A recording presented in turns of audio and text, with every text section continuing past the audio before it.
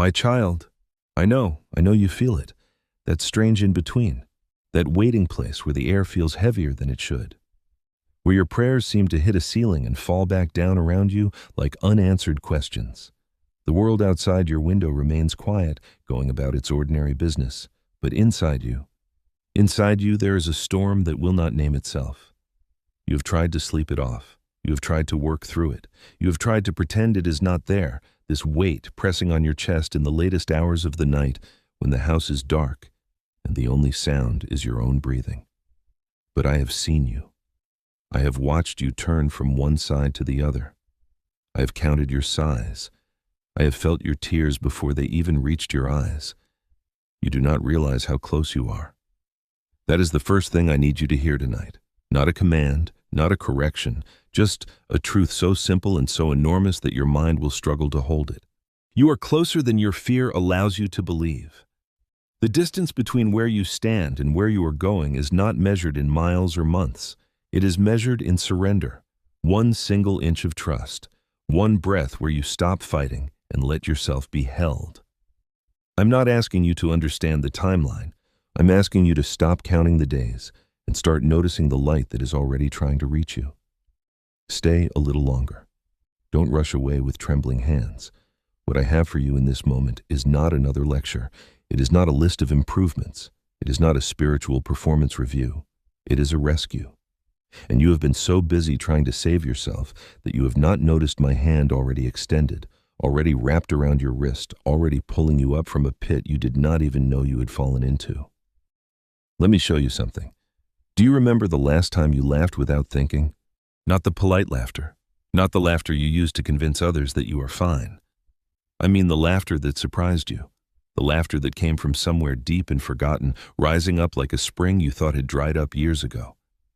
When was that, my child? You cannot remember, can you? And that is not your fault. That is the weight. That is the slow erosion that happens when you carry what you were never meant to carry alone. You have been carrying your future on your shoulders as if the outcome depended entirely on your worry. You have been rehearsing conversations that may never happen. You have been building defenses against wounds that have not yet been inflicted. And in all that preparing, in all that protecting, you have lost the rhythm of rest. So I'm going to say something that may sound strange to you, something that may even sound dangerous. I want you to stop trying so hard, not because effort is wrong, not because discipline does not matter, but because you have crossed a line where your effort has stopped being faith and started being control. And control, my beloved, is the heaviest burden you were never meant to carry. Let me tell you about a man named Elijah. You know his story. You have heard it since you were small, but you have never heard it the way I am going to tell it to you now. Elijah had won. He had called down fire from heaven. He had defeated the prophets of Baal. He had done the spectacular, the impossible, the thing that made everyone around him fall on their faces and declare that I am God. And then, just a few days later, he was running for his life. He was hiding in a cave. He was asking me to let him die. How does that happen? How does a person go from the mountaintop to the cave floor so quickly? Here is what you have missed in that story. The battle did not break Elijah. The running did not break Elijah. The threat of Jezebel did not break Elijah. What broke Elijah was the silence that came after the fire. He had done everything right. He had been brave. He had been faithful. He had stood alone against an army of false prophets.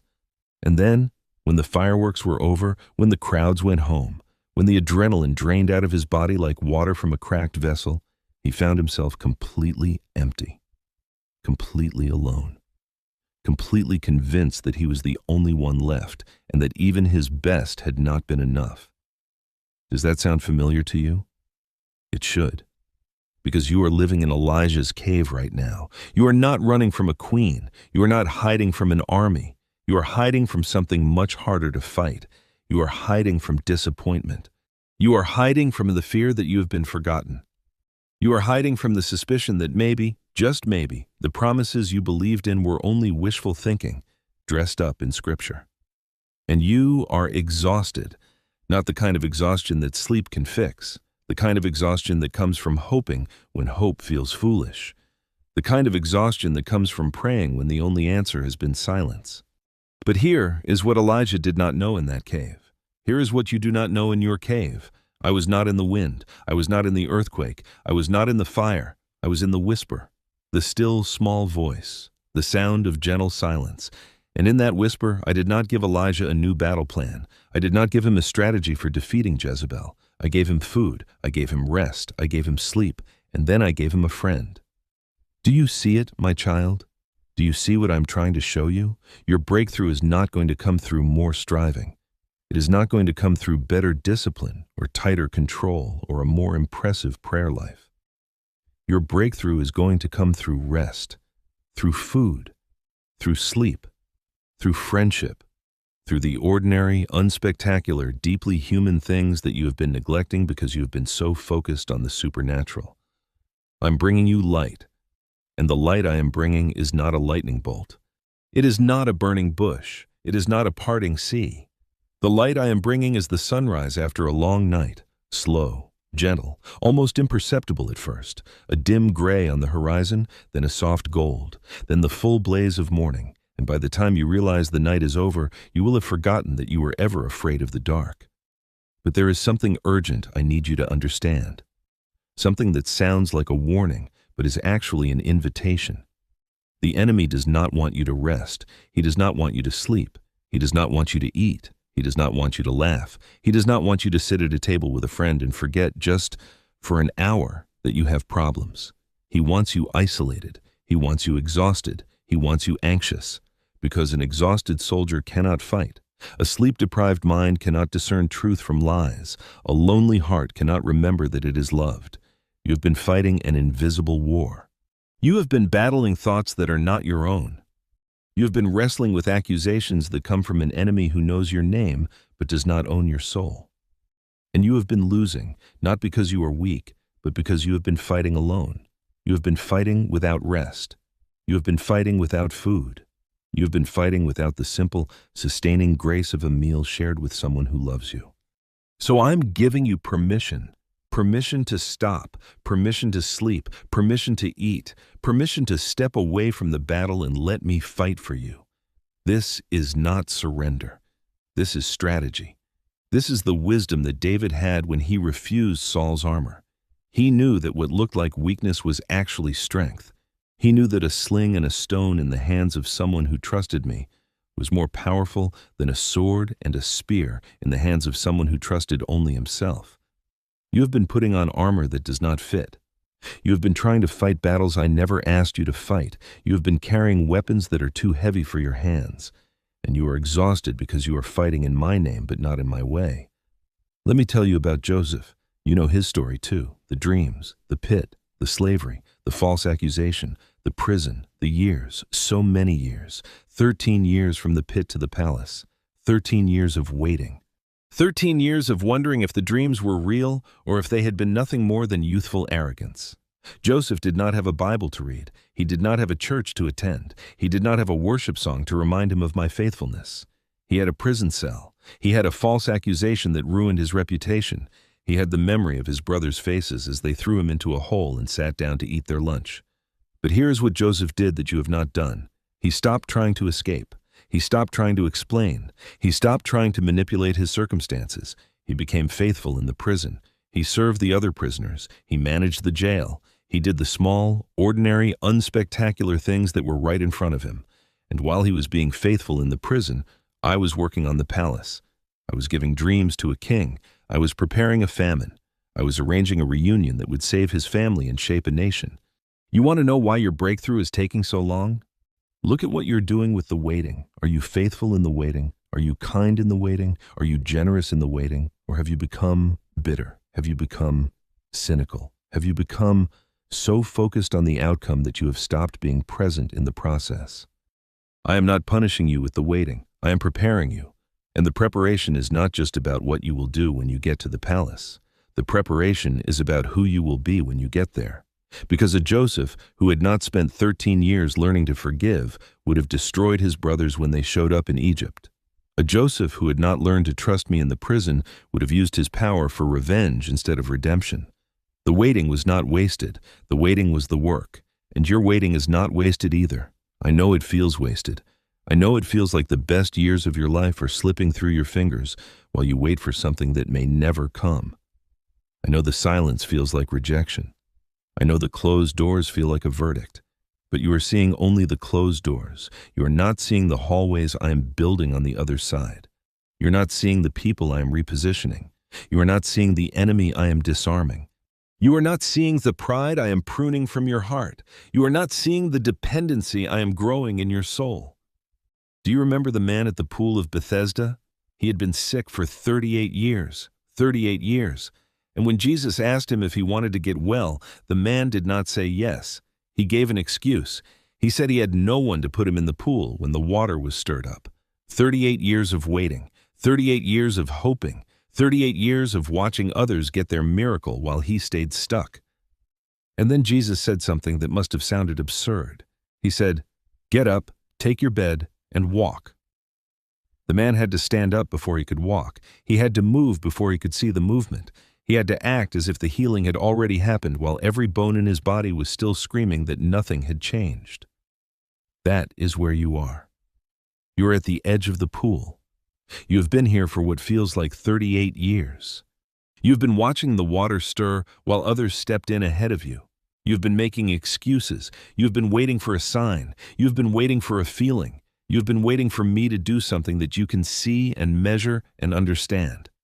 And I am telling you the same thing I told that man. Get up, take your bed, walk. Not because your legs are strong enough, not because you feel ready, not because the timing makes sense to your limited perspective, but because I am the one giving the command, and my command carries the power to make it possible.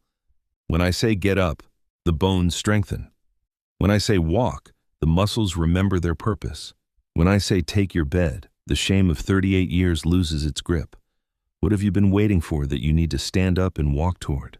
What excuse have you been hiding behind? What fear has been keeping you at the edge of the pool, watching others receive what you desperately want? The water is stirring. The angel has descended. But you've been waiting for someone to carry you in, and I'm telling you that you have legs, you have strength, you have everything you need to take the first step. The first step will not feel confident. The first step will feel like falling. The first step will feel like failure. The first step will feel like everyone is watching and judging and waiting for you to collapse. But the first step is the only step I am asking you to take right now. Not the whole journey, not the entire staircase. Just one step, one moment of obedience, one small act of trust that says, I believe God more than I believe my fear. And when you take that step, something will shift in the spiritual realm. Something will break. Something that has been holding you back will lose its power, not because the step was impressive, not because you finally got it right, but because the step was an act of agreement with what I have already said about you. I have said you are healed. I have said you are free. I have said you are more than a conqueror. And every day you stay at the edge of the pool, you are disagreeing with me. You are saying my word is not true. You are saying my promises are not reliable. You are saying my love is not enough. I am not angry at you for this. I am not shaking my head in disappointment. I am not keeping score of how many days you have wasted. I am inviting you to agree with me today, right now, in this moment, to say with your heart what I have already declared over your life, that you are my child, that I am for you, that nothing can separate you from my love, that the same power that raised Christ from the dead lives inside you, that the darkness is not dark to me, that the night is as bright as the day, that I have not forgotten you, that I have not abandoned you, that I am bringing you light, and the light is closer than you think. You are going to face a decision soon. Perhaps you are facing it right now. The enemy is going to offer you a shortcut. He is going to offer you a way out that looks like relief but is actually a trap. He is going to whisper that you have waited long enough, that you deserve to take matters into your own hands, that my timing is too slow and your patience has run out. He's going to show you a door that looks open but leads to a room with no windows, and he is going to make that door look very, very appealing. Do not take it. I'm not saying this to restrict you. I'm saying this to protect you. Every shortcut the enemy offers comes with a price you cannot afford to pay. A relationship outside my will, a compromise of your integrity, a bitterness you nurse like a pet, a resentment you refuse to release, a sin you justify because you have been hurt, a decision you make out of fear instead of faith. The enemy knows your weariness. He knows you are tired of waiting. He knows you're tired of praying. He knows you are tired of believing. And he is counting on your exhaustion to make you vulnerable. He is not afraid of your strength. He is afraid of your rest. He is not afraid of your activity. He is afraid of your stillness. He is not afraid of your striving. He is afraid of your surrender. So he will try to keep you busy. He will try to keep you distracted. He will try to keep you anxious and worried and fearful and exhausted, not because he wants you to fail. He knows you will fail on your own. He wants you to be too tired to fight when the real battle comes. He wants you to be too depleted to discern the difference between my voice and his. He wants you to be too lonely to remember that you are part of a body, that you have brothers and sisters who would fight for you if you would only let them in. Do not let him win, not today, not this time. You have already lost too many battles because you were fighting alone. You have already surrendered too many strongholds because you were too ashamed to ask for help. You have already believed too many lies because you were too exhausted to check them against the truth. I am bringing you light, but the light requires you to open your eyes, not wide, not all at once, just a crack, just enough to see the first glimmer of dawn, just enough to realize that the night has not lasted forever, even though it felt like it would, just enough to remember that I am the God who spoke light into existence out of nothing but darkness. And if I could do it then, I can do it now, in your life, in your situation, in the dead and empty places that have not seen hope in years.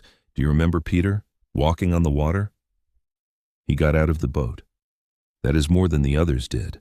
They stayed in the safety of the vessel, clutching the sides, listening to the wind howl. But Peter got out. He put one foot on the surface of the sea, then the other. And for a moment he did the impossible. He walked where no man had ever walked, not because he was special, not because he was brave, but because he looked at me and I said, "Come." And he believed that my command was stronger than the laws of physics. Then he looked at the waves. Then he looked at the wind. Then he looked at the distance between where he was and where I was, and he began to sink. Not because his faith was weak. His faith was strong enough to get him out of the boat. He began to sink because he took his eyes off of me. He began to sink because he started calculating the odds. He began to sink because he measured the impossibility of his situation instead of the power of his Savior. But here is what you have missed in that story. When Peter sank, he did not sink alone. I caught him. My hand was there before the water covered his mouth. I did not let him drown to teach him a lesson. I did not stand on the waves and watch him struggle until he learned to have more faith. I reached down immediately and pulled him up. And then I walked him back to the boat. I didn't send him ahead while I stayed behind. I walked with him, step by step, through the storm that had terrified him. That is what I am doing with you. You have taken your eyes off of me. You have looked at the waves. You have measured the wind. You have calculated the odds and decided that you are going to sink. And you are right. You're going to sink if you keep looking at the storm. But I'm not standing on the shore watching you struggle. I'm in the water with you. My hand is already reaching toward you. My voice is already calling your name. I'm not waiting for you to have perfect faith. I'm reaching for you right now, in your doubt, in your fear, in your exhaustion, in your failure. Take my hand. That is all I'm asking. Not a perfect prayer, not a renewed commitment, not a list of promises you will probably break. Just take my hand. Let me pull you up. Let me walk you back to the boat. Let me carry you if you cannot walk. Let me hold you if you cannot stand. Let me be everything you need in this moment, not because you deserve it, but because I love you. There is something else I need to tell you. Something you have been afraid to ask, something you have been afraid to hope for, the thing you have been praying for, the thing you have been crying about in the dark, the thing you have almost given up on. It is not too late. It is not too big. It is not too broken. I'm not saying yes to every detail of your request. I'm not a genie who exists to grant your wishes, but I am saying that I have heard you. I am saying that I am working. I am saying that the answer is on its way, and it will look different than you expected, and it will be better than you imagined. Do you trust me enough to receive a different answer than the one you asked for? Do you trust me enough to receive a better answer than the one you asked for? Or have you already decided what the answer should look like, and anything different will feel like rejection? I am the God who gave Sarah a son when she was 90 years old. Not because she asked for a son at 90. She had stopped asking years ago. She had laughed at the very idea. But I gave her a son because I am the God of impossible things. I am the God who opens wombs and prison doors and blind eyes and deaf ears. I am the God who walked out of a tomb on the third day with death defeated and hell conquered and sin atoned for. I am the God who holds the universe in my hands and numbers the hairs on your head. And I am telling you that nothing is impossible for me, nothing. But I'm also telling you that my ways are not your ways. My thoughts are not your thoughts. As the heavens are higher than the earth, so are my ways higher than your ways. You see the present moment. I see the entire story. You see the closed door. I see the hallway it was protecting you from. You see the delay. I see the divine appointment that is still being prepared. You see the pain. I see the purpose that is being forged in the fire of your suffering. Do not despise the fire. Do not run from the furnace. The fire is not destroying you. The fire is burning away everything that is not truly you, everything that was added by fear and culture and expectation and shame, everything that was put on you by people who did not know you, everything that you wore like a costume to fit in, to be accepted, to be loved. The fire is revealing the real you, the you I created before the world began, the you that has been buried under layers of hurt and disappointment and rejection and betrayal.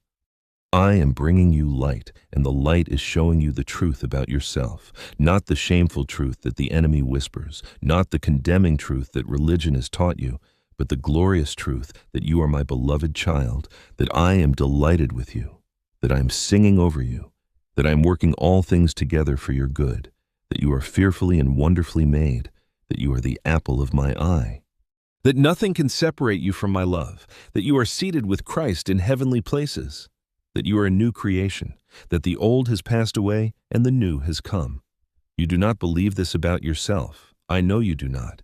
If you believed it, you would not be hiding. If you believed it, you would not be performing. If you believed it, you would not be exhausted from trying to earn what I have already given you for free. You are like a child who has been given an enormous inheritance but is still living on the street, eating from garbage cans, because you do not believe the check is real. The check is real. The inheritance is real. The love is real. The forgiveness is real. The acceptance is real. The identity is real. And it is all yours. Not because you earned it, not because you deserve it, but because I gave it to you, freely, completely, irrevocably, before you ever took a breath, before you ever made a mistake, before you ever doubted me or disobeyed me or walked away from me. I already loved you. I already chose you. I already set you apart for a purpose that only you can fulfill. Do you hear me? A purpose that only you can fulfill. There are people who will only be reached by you. There are wounds that will only be healed by your testimony. There are prayers that will only be answered by your obedience. There is a hole in the kingdom that only you can fill, and the enemy knows this. That is why he has been trying to take you out. That is why he has been attacking your mind. That is why he has been sowing confusion and fear and doubt and shame. He is not afraid of you. He is afraid of what I can do through you. And he knows that if he can keep you small, keep you scared, keep you silent, then the people who need you will never be reached. Do not let him win, not because you are strong enough to beat him, you are not, but because I am, and I live in you. The same spirit that raised Christ from the dead lives in your mortal body. The same power that conquered the grave is available to you right now. The same authority that silenced the storm has been given to you as a gift. You are not fighting for victory. You are fighting from victory. The battle has already been won. The war has already been decided. The enemy is a defeated foe who is still roaring because he has not yet accepted his defeat. So stand. Not in your own strength, not in your own confidence. Stand in what I have done. Stand in the finished work of the cross. Stand in the empty tomb. Stand in the ascended Christ who is seated at my right hand, interceding for you, advocating for you, fighting for you. You are not alone. You have never been alone. Even in the darkest night, even in the deepest valley, even in the loneliest moment of your life, I was there. I was holding you. I was carrying you. I was weeping with you. I was waiting for you to turn around and see that the footprints in the sand were not yours alone. I am bringing you light, and the light is coming whether you are ready or not. The dawn does not wait for the rooster to crow. The sun does not ask permission to rise. The light is coming because I have decreed it, and the darkness cannot stop it. The darkness cannot understand it. The darkness cannot overcome it. The light will always win. Not because the light is stronger, but because the light is truth, and truth cannot be extinguished. It can be ignored. It can be denied. It can be suppressed. But it cannot be destroyed. It will rise. It will shine.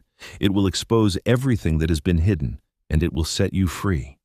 You have 1 minute left, not literally, not in the way your mind wants to calculate, but spiritually, existentially. You have 1 minute left in this season, 1 minute left in this waiting room, 1 minute left in this valley, 1 minute left in this prison, 1 minute left in this cave. The door is about to open, the chains are about to fall, the stone is about to roll away, and what you do with this 1 minute will determine how you enter the next season.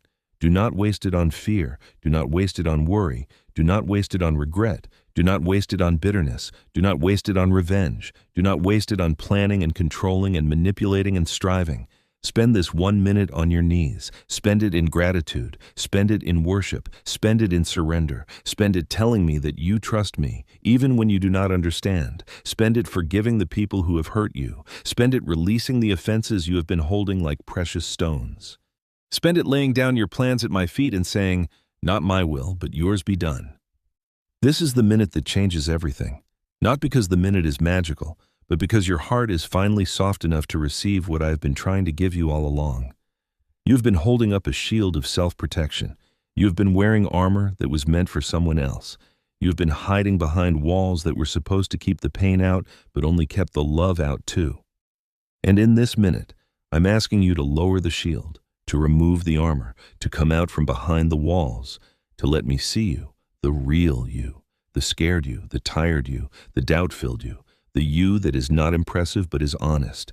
That is the you I want, not the performed you, not the polished you, not the perfect you, the real you, the one who is afraid to admit that you are afraid, the one who is tired of pretending, the one who just wants to be held. Come to me, not with a speech, not with a list of requests, not with a plan for how I should fix your life. Just come, just sit, just be. Let me hold you. Let me love you. Let me remind you who you are. You are my child. You are my beloved. You are mine. And I am bringing you light. The light is here. The light is now. The light is for you. Open your eyes. Take a breath. Take my hand. And let's walk out of this darkness together. Not because you are ready, not because you are strong, but because I am with you. And that is enough. That has always been enough. That will always be enough. I love you. I have always loved you. I will always love you. Nothing can change that. Nothing can end that. Nothing can separate you from that love. Not your failures, not your doubts, not your sins, not your fears, not your past, not your future, not the things you have done, not the things that have been done to you, not the height of your problems, not the depth of your despair. Nothing. Absolutely nothing. Now, rest. Rest in my love. Rest in my presence. Rest in my peace. The battle is mine. The burden is mine, the future is mine, and you are mine. So close your eyes, take a deep breath, and let me be God. Let me be good. Let me be enough. I am bringing you light, and the light has already won. You are still here. I was wondering if you would stay. Most people rush away when the silence gets too heavy. They prefer the noise, the distraction, the endless scroll of things that promise to fill, but always leave them emptier than before. But you stayed. You stayed through the weight of the last words. You stayed while something stirred in your chest that you could not name.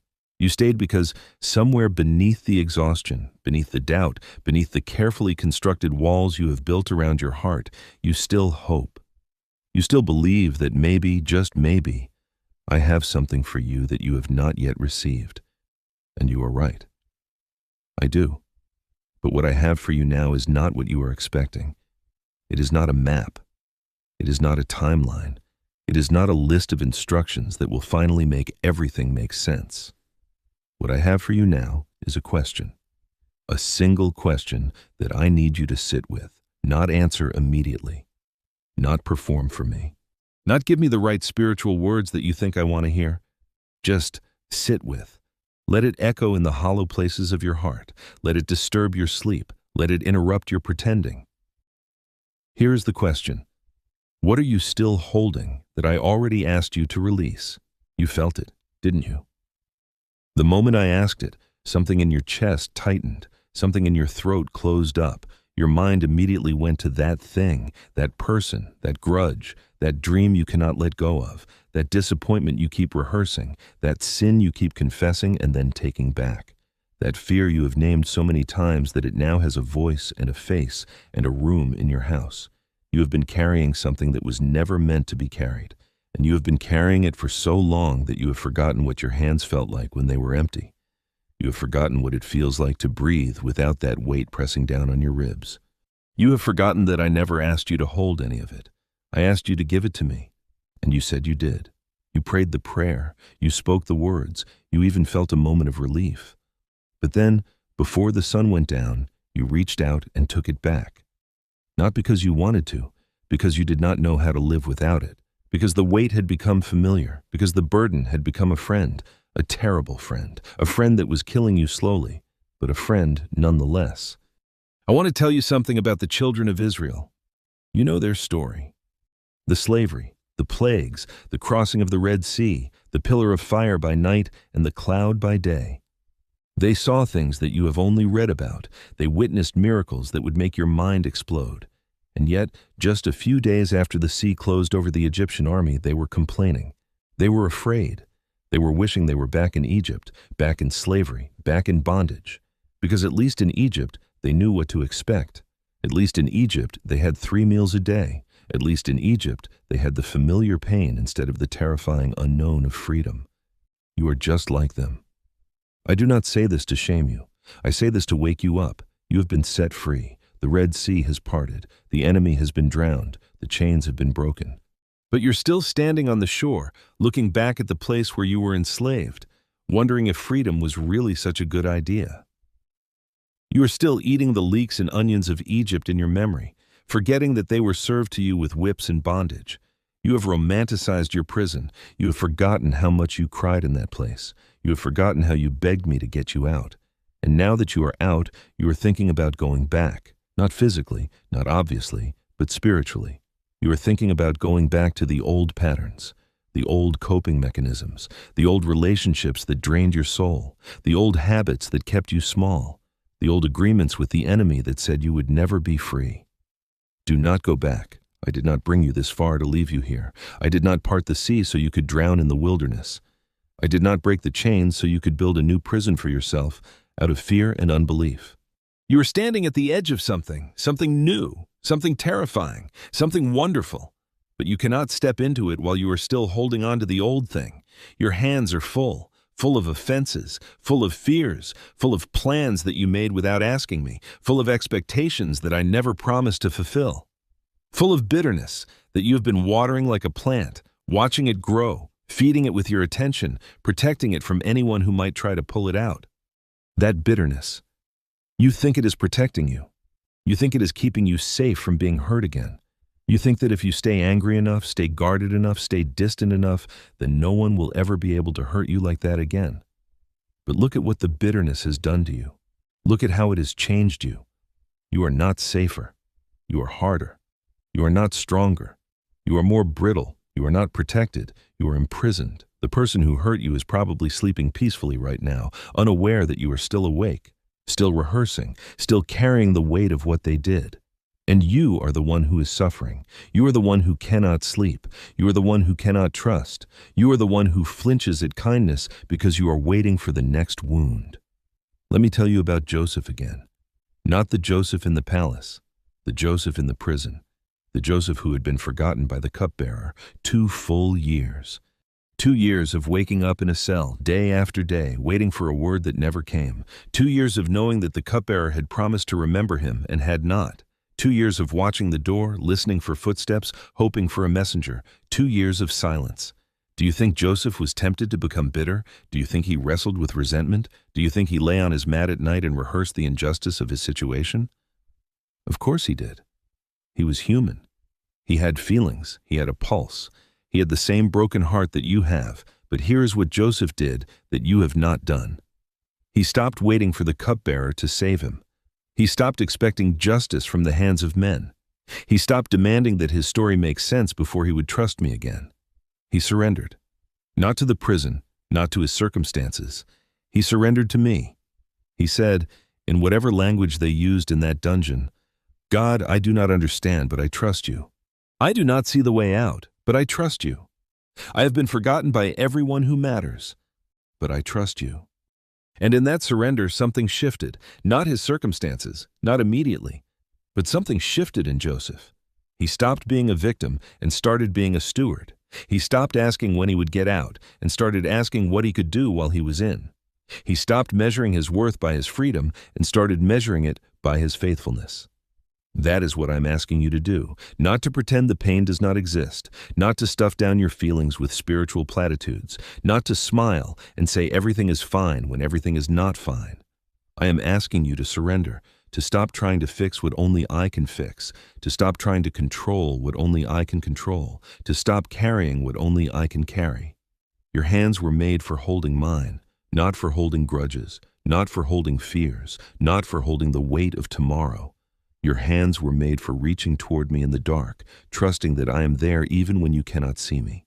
You've been trying to hold on to a version of your life that is already dead, a relationship that ended, a dream that died, a version of yourself that no longer exists, and you are grieving.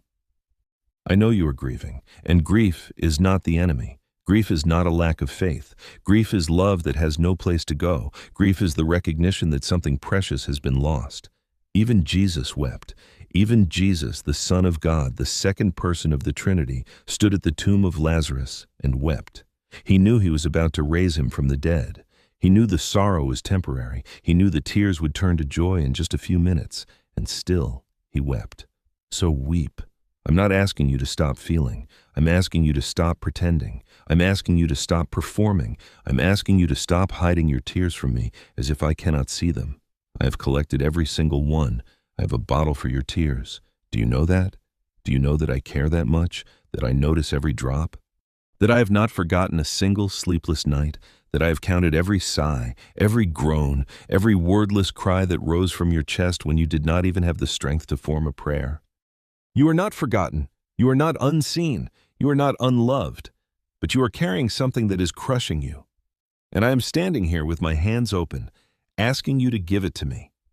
Not because I want to take something from you, because I want to give you something in return, something better, something lighter, something that will not break your back.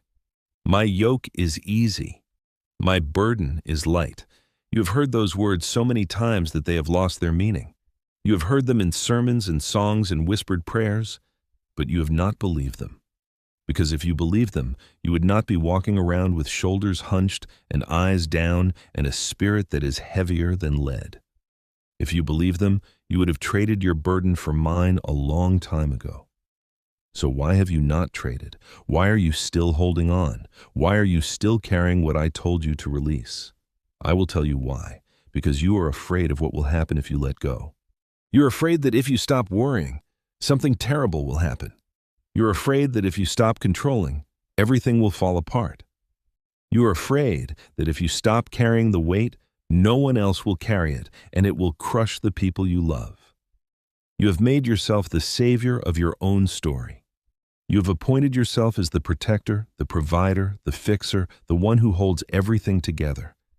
And you are exhausted because you were never meant to be any of those things. I am the savior. I am the protector. I am the provider. I am the one who holds everything together. Not you. You were never meant to carry the weight of the world. You were meant to carry my presence. And my presence is not heavy. My presence is not exhausting. My presence is the rest that you have been searching for in every vacation, every bottle, every screen, every relationship, every achievement. You have been looking for rest in all the wrong places. You have been looking for rest in escape.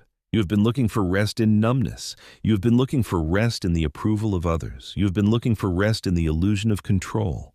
And none of it has worked. None of it has given you what you really need, because what you really need is not escape. What you really need is not numbness. What you really need is not approval or control. What you really need is me. Just me. Not my blessings, not my plans, not my answers, not my explanations. Just me. My presence, my love, my peace, my rest. I am what you've been searching for, and I have been here all along, waiting for you to stop running, stop striving, stop performing, and just be with me. Do you remember Mary and Martha? Martha was distracted by all the preparations that had to be made. She was working, she was serving, she was doing good things, important things, necessary things, but she was anxious and troubled about many things. And Mary was sitting at Jesus' feet, listening to him, being with him, doing nothing that looked productive.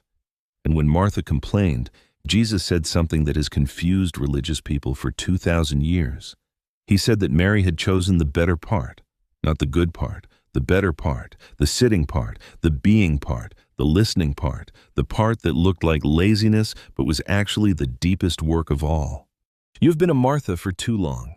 You have been distracted by many things, good things, important things, necessary things, but you are anxious and troubled, and I'm inviting you to become a Mary, to sit at my feet, to stop doing and start being, to stop performing and start receiving, to stop striving and start resting. The world will tell you that this is irresponsible. The enemy will tell you that you are wasting time. Your own flesh will tell you that you should be doing something, anything, rather than just sitting here listening to a voice that you cannot even be sure is real. But I'm telling you that this is the better part. This is the work that underlies all other work. This is the rest that makes all other labor fruitful. This is the secret that the most productive people in history have known, that rest is not the opposite of work.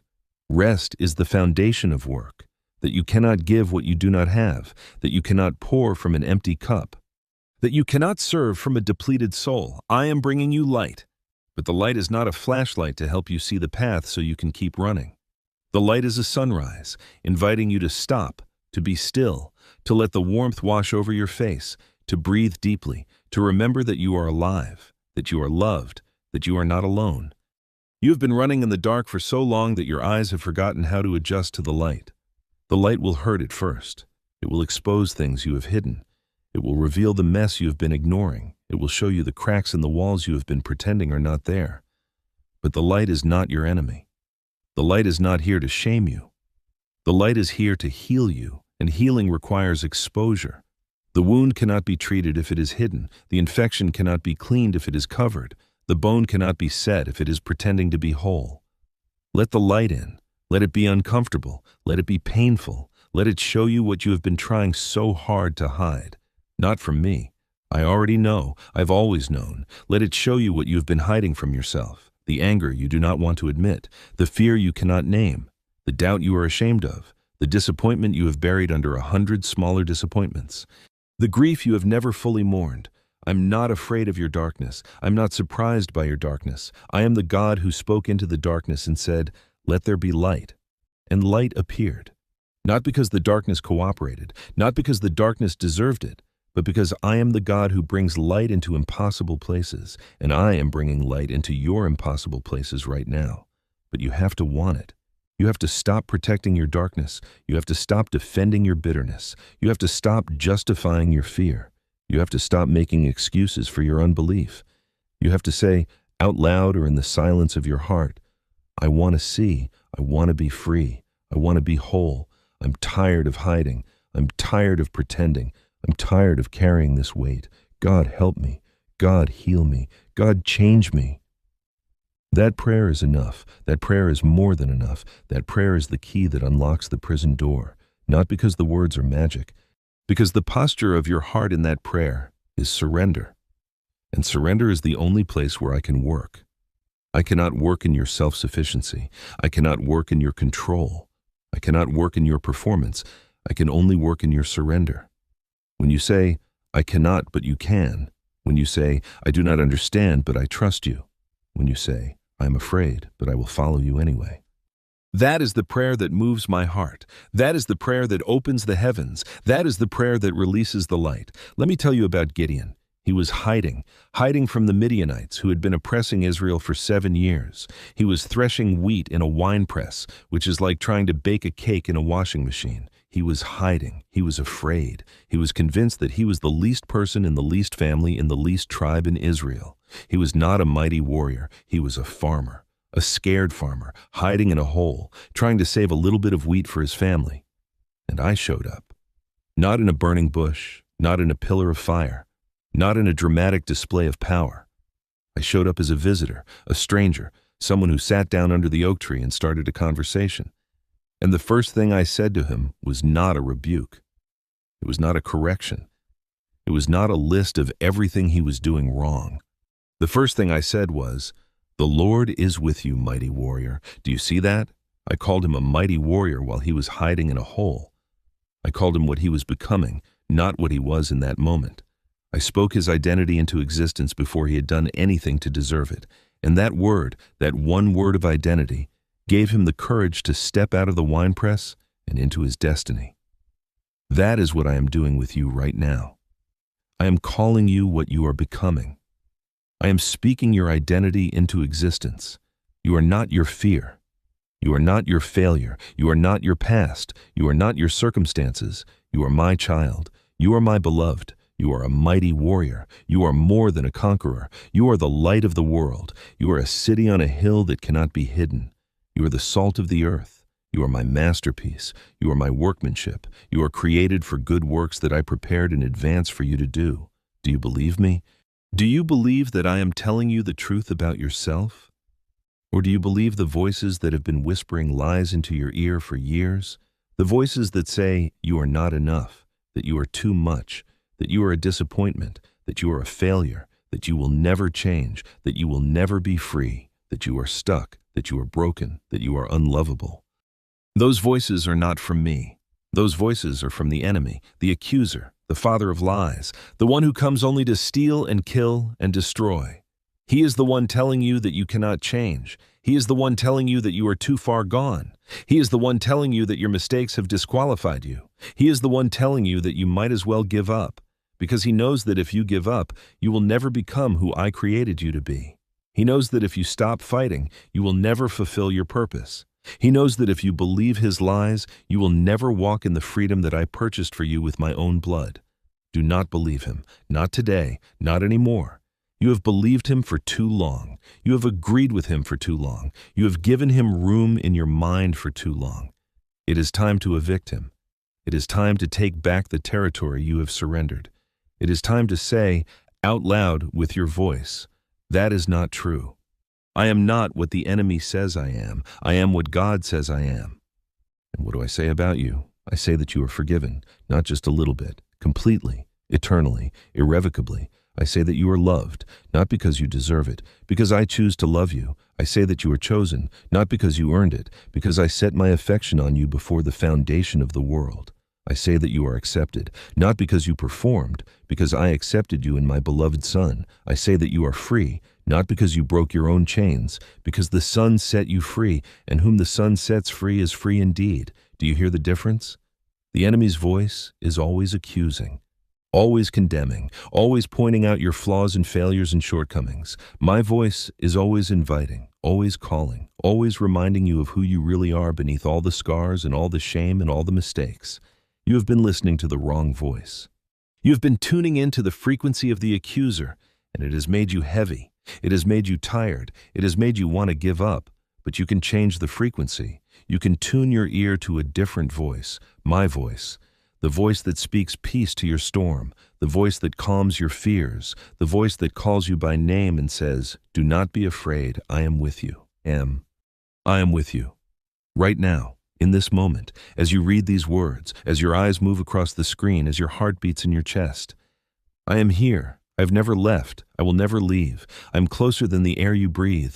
I am more present than the thoughts in your mind. I am with you in the car. I am with you in the silence. I am with you in the crowd. I am with you in the loneliness. I am with you in the joy and in the sorrow, in the victory and in the defeat, in the light and in the darkness.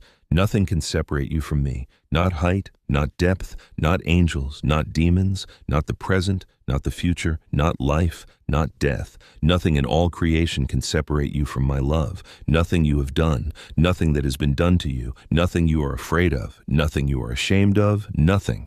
So rest in that. Let that truth sink down into the deepest places of your soul. Let it chase out the fear. Let it silence the accuser. Let it heal the wounds that have been bleeding for years. Let it remind you that you are not alone, that you have never been alone, that you will never be alone. I am bringing you light, and the light is not just for you. The light is for you to share. You have been through what you have been through, not just for your own sake. You have been through it so that you can help others who are going through the same thing. Your pain has a purpose. Your story has power. Your testimony can set other people free. The enemy wanted to use your pain to destroy you. I'm going to use your pain to save others, to comfort others, to give hope to others who are in the same darkness that you have been walking through. Do you see? Nothing is wasted. Not the tears, not the sleepless nights, not the prayers that seem to bounce off the ceiling, not the disappointment, not the betrayal, not the failure. None of it is wasted. I am the God who redeems. I take the broken pieces of your life and I make something beautiful. Something that could not have been made without the breaking. Something that only you can make. Something that will bring glory to my name and hope to a world that is desperate for both.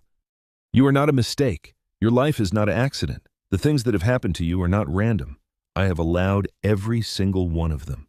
Not because I'm cruel, because I'm good, and I am working all things together for your good. All things, not just the good things, not just the easy things, all things, the hard things, the confusing things, the painful things, the things you will never understand this side of eternity, all of them, working together for your good. Trust me. Even when you do not understand, trust me. Even when it hurts, trust me. Even when the path is dark and you cannot see the next step, I am the light, and I am leading you, not around the valley, through the valley, not over the mountain, up the mountain, not past the storm, into the storm, because on the other side of the valley is a feast. On the other side of the mountain is a view you could not have seen any other way. On the other side of the storm is a calm that is deeper than anything you have ever known. Do not give up. You are closer than you think. The darkest hour is just before the dawn. The deepest pain is often the precursor to the greatest breakthrough. The silence you have been experiencing is not my absence. It is my preparation. I'm getting ready to do something in your life that is so big, so unexpected, so clearly my hand, that when it happens, you will know beyond any shadow of a doubt that it was me. Not your effort, not your strategy, not your connections, me. And in that day, you will look back on this season of waiting, this season of silence, this season of darkness, and you will understand, not everything, not the why of every single pain, but enough to trust me, enough to thank me, enough to worship me with a depth that you could not have reached any other way. So hold on, just a little longer, just a little more. The light is breaking through. I can see it. I can see the first rays of dawn on the horizon of your life. I can see the hope that is rising in your heart even now, even as you read these words. I can see the tears that are falling, not just tears of pain anymore, but tears of recognition. Something is shifting, something is changing, something is waking up inside you. That is me, that is my light, that is my spirit, breathing on the embers of your heart, fanning them into flame. You thought the fire was dead. You thought the passion was gone. You thought you had lost it forever, but I have been protecting the embers. I have been keeping them alive in the ashes, and now I'm breathing on them, and the fire is coming back. Not a wild fire that destroys, a gentle fire that warms, a steady fire that lights the way, a holy fire that burns away everything that does not belong. Let it burn away the fear, let it burn away the shame, let it burn away the bitterness, let it burn away the lies you have believed. Let it burn away the agreements you have made with the enemy. Let it burn away the false identities you have worn like costumes. Let it burn until only the truth remains. And the truth is this: you are mine. You have always been mine. You will always be mine. And nothing can change that. Now get up, not because you feel ready. Get up because I am calling you. Get up because the light is here. Get up because the season of hiding is over. Get up because the winepress is not your home.